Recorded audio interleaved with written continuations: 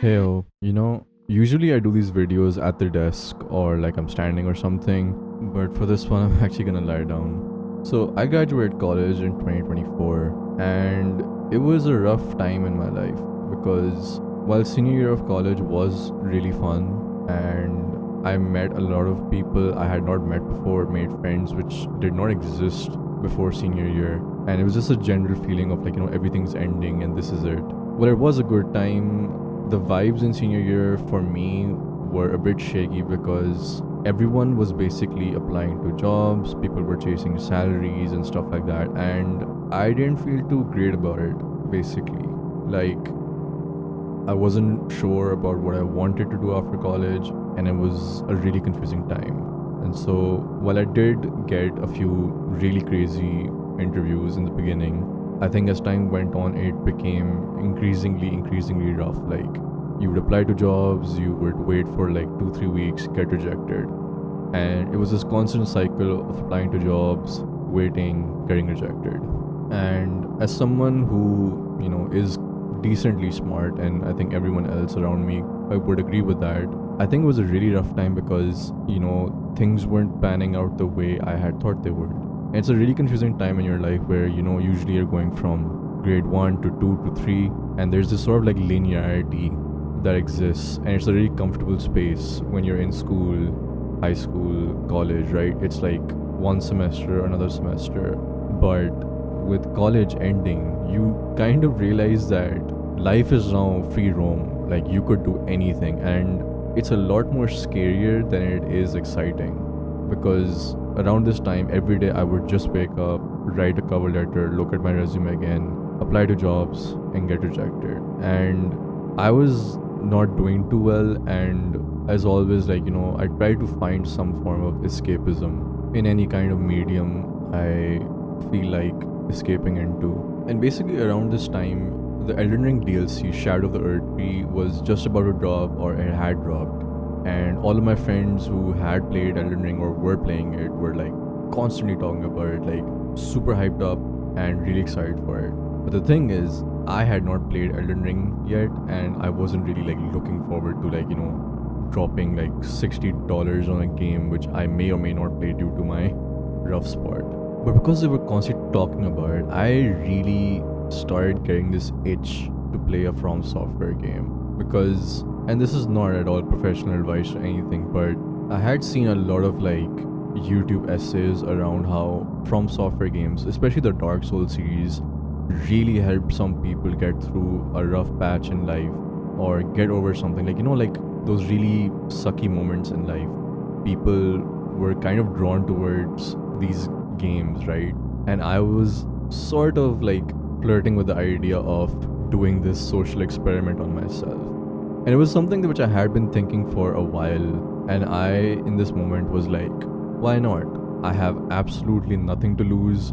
Like, I'm still applying to jobs and everything. I'll continue to do that, but I just need an anchor in my life. And that anchor turned out to be the one From Software game I owned, which is Sekiro. So the funny thing about Sekiro is, and this will become more important as the video goes on, I bought Sekiro back in around summer of 2022, so 2 years before I graduated. And the funny thing is, I bought this when I was visiting back home, okay? And I had only worked my way up till like the Chained Ogre, and I think the General after that. And I basically left the game just because I was so scared of Gyobo. Like him just running around with his horse and everything, it just confused me. And so I stopped playing back then. And in 2024, I was like, okay, I need to play Sekiro because I'm not doing too well and I just need something to ground me. And so, yeah, again, if you're not doing too well right now or something, go seek a professional or something. But, if you have a From Software game, it might do something for you. Because it did for me. Because, yeah, like, life was really rough and really scary. But every day I would, like, apply to a bunch of jobs and then I would just, like, hop on, play Sekiro.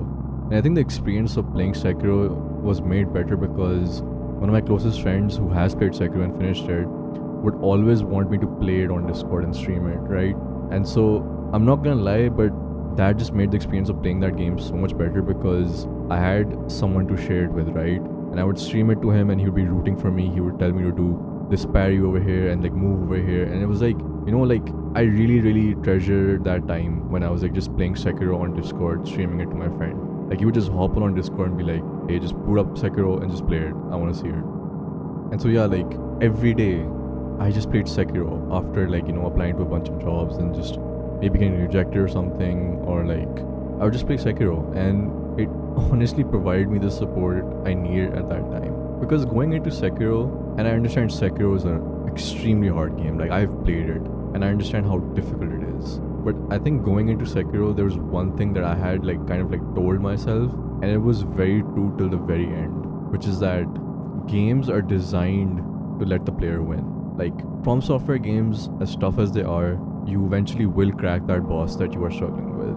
And so every day, like, you know, I would just like grind whatever boss that I was facing in Sekiro, have a YouTube video going on the side and just grind whatever boss I had to face, like whether it was Guardian Ape, whether it was Owl, whoever, like. And as tough as it was, I knew deep in my heart that I will win one day, and it is possible. And I think while playing Sekiro, I was actually slowly uncovering the sort of psychology and like reasons why From Software games just have this effect on people when they're playing these games through like a rough patch or something. It's because no matter how hard these games are, there is a way to win, right? But it's not easy.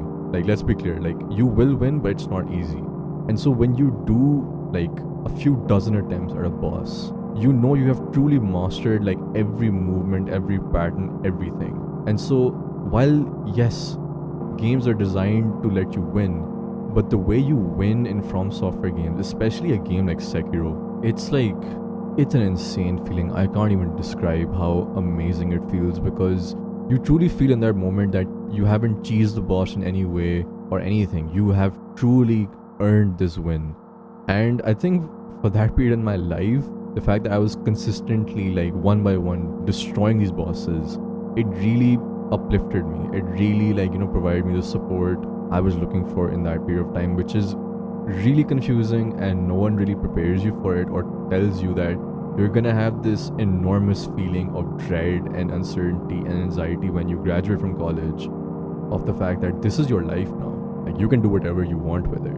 And yeah, like in that moment, a game like Sekiro, like it truly grounded me in terms of like what really matters, and how you sometimes just need to like go with the flow. Like, you know, you're applying to jobs, one day certainly it's gonna hit. Just like you grind a boss for hours and hours, learning every pattern, every micro movement, and then suddenly it all clicks and you get it and you defeat it. And I think this narrative held up for most of Sekiro, but I think everything derailed when I met him.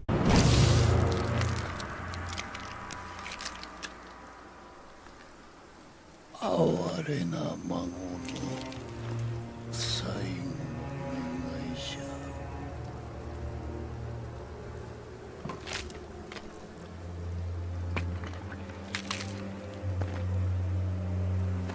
ゃ。わしはこのアシナをよみがえらせねばならぬ。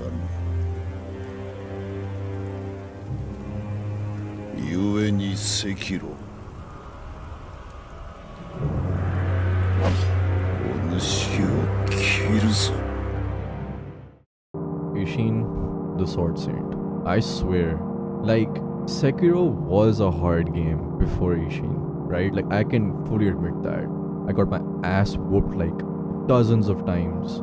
But when I met him, I think something inside me broke. Because while Sekiro was mostly following my narrative of like, you know, you find a difficult boss, you learn the movements, you grind it out, and then suddenly you defeat it. But Ishin, I can't describe in words how broken I felt when I was facing against him. Like, and I'm not even proud to say this, but I think there was one day where I couldn't like beat him for like a few hours, and I actually had an argument with someone because I was just like not in a good mood, and I felt so bad. I went back and I apologized, and I realized in that moment that this boss has a hold over me. He was psychologically like messing with me. And the funny thing is, to make matters worse, while I was trying to defeat Ishin, I actually had to travel in the midst of it. I had to travel back home. And like, I didn't want to do it. Like, I actually wanted to defeat him before I like got on my flight, but it was just not possible. And I was so mad. I was so mad I couldn't defeat him before I had to get on the flight. And honestly, like, I feel like my mood was really off during the flight simply because I didn't have the closure I wanted when I wanted to be on the flight. Like, throughout the flight, I was traveling alone, but like, I was like not in a good mood just simply because like I couldn't defeat this old dude, man. And then I went back home and like obviously like I had to meet people and stuff like that. And then I think it was like the first night or the second night I was back home. I'm in my old bedroom, my laptop's on the desk. I don't have like my nice monitor which I usually play games on. It's just a laptop screen, right? I'm not on Discord. I'm like really like not in the mood to like have this streamed to anyone. And I'm just like grinding. I'm just grinding. And then suddenly it happens.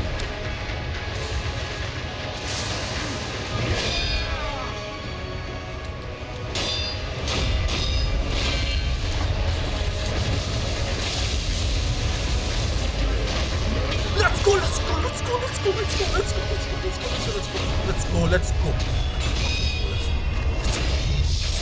Let's fucking go.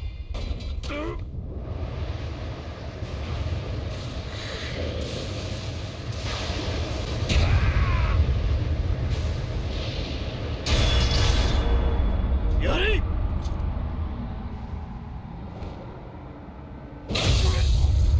Mingoto. Let's go. Sekiro. Sarama. My hands are shaking. My hands are shaking. My hands are shaking. My hands are shaking. I defeat him. And I can't describe to you the feeling. Like, I clipped it and like my hands were literally shaking. Like, I had just defeated him. Because this guy had a hold over me for like days. Like, I know it might sound embarrassing that I was stuck on a From Software boss for like days, but I just couldn't get a hold of this guy. Like, there's something about the fight that just wasn't clicking until this very moment where it did click. And while I did feel some insane next level peace when I defeated him, like, I swear to God, I killed him and like I literally stayed at his body for like a few minutes because I was like, it's over. And I actually started observing the surroundings around me and I actually realized how calm and peaceful it was. And I was actually like almost there, like, you know, just like actually taking in the surroundings and just absorbing the peace and serenity of it all. Like, I'm done, like the game's done. But I felt kind of bad because I wasn't streaming it to my friend. And this is probably like one of the coolest things I have ever done in my gaming history. But the next day, I called the boys on Discord. I'm like, okay, I'm gonna try this again. And hopefully, I can get him. Fucking great strikes, man. It was so worth the grind.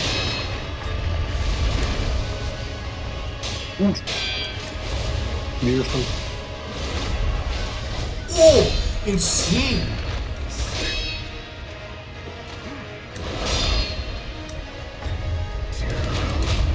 Oh my god! Let's go. What the This also hell? got- Wait, that's That's why I told you to keep. My That's why I God, told you to look keep at that. doing the fight. He's cooked. go!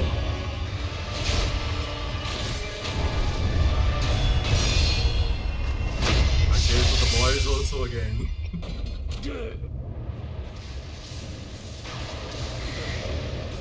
Let's go.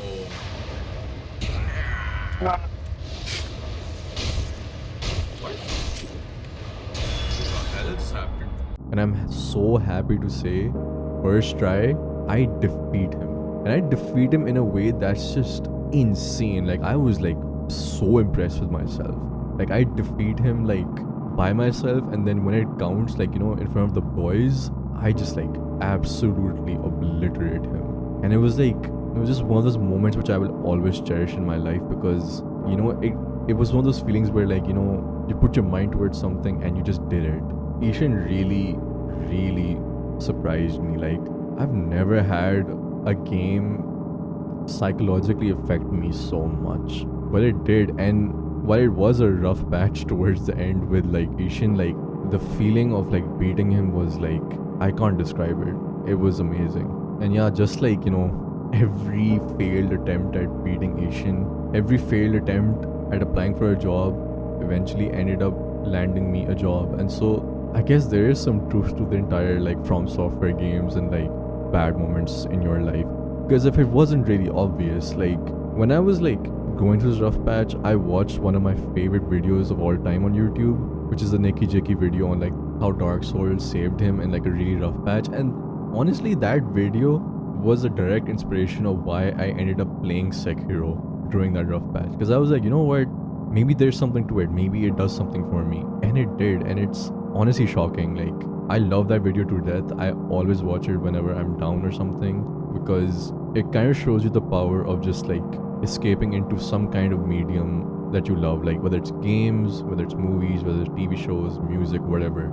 There is power in just resigning yourself to something that is just outside of you and just letting things unfold as they are meant to be.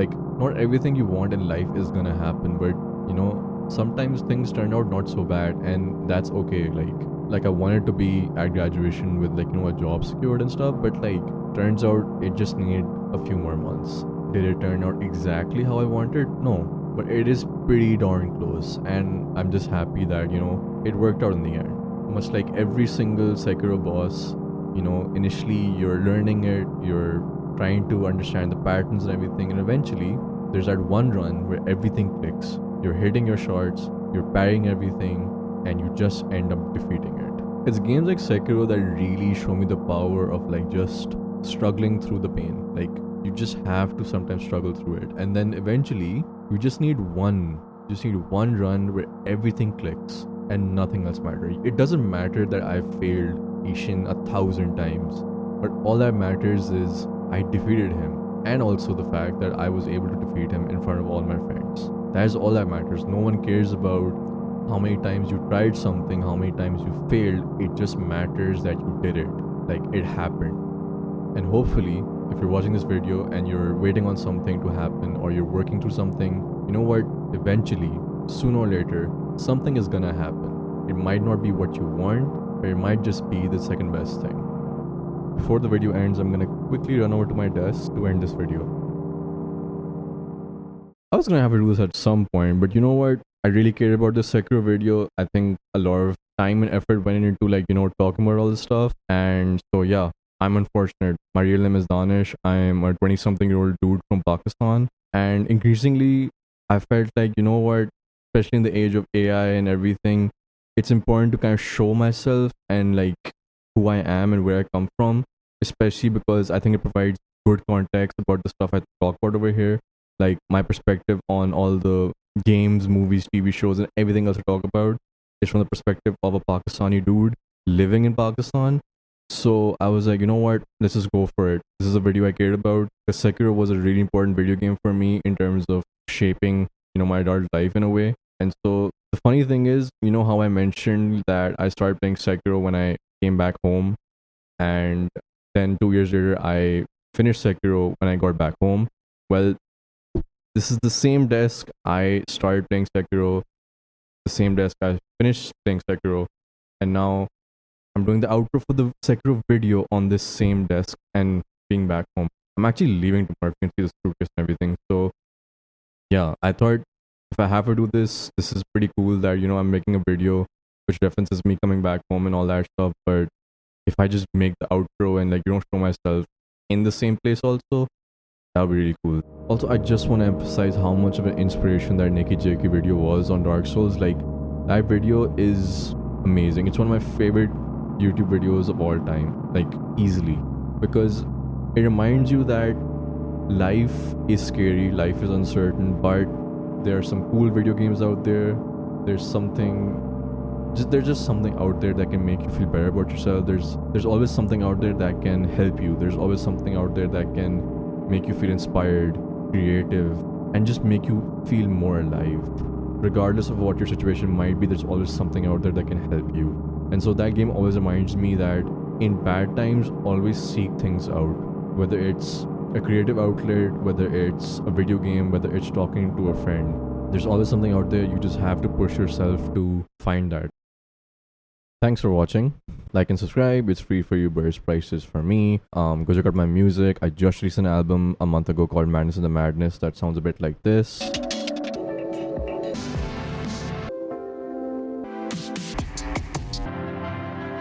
And so if you're interested in that, it's available on all streaming services right now. Thank you for your time.